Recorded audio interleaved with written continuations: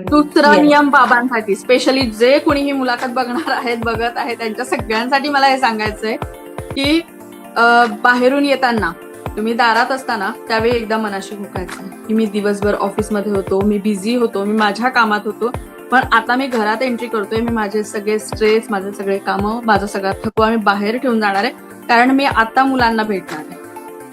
8-9 तासाच्या ज्या काही गॅप नंतर मी माझ्या मुलांना भेटणार आहे, मी त्यांना फुल एनर्जीने भेटणार आहे. हे जर पाऊल टाकायच्या आत ठरवलं ना तर एनर्जीत खूप फरक पडेल.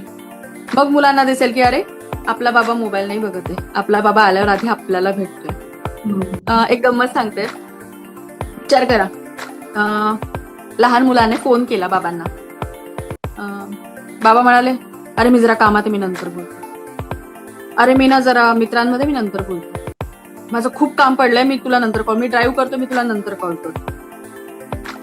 संडेला बाबा घरी आहे, मुलाबरोबर खेळतोय, समोरून ऑफिसचा किंवा मित्राचा फोन आला, बाबाने काय सांगायला पाहिजे? बाबाने सांगायला पाहिजे मी आता माझ्या मुलासोबत आहे, आपण नंतर बोलू.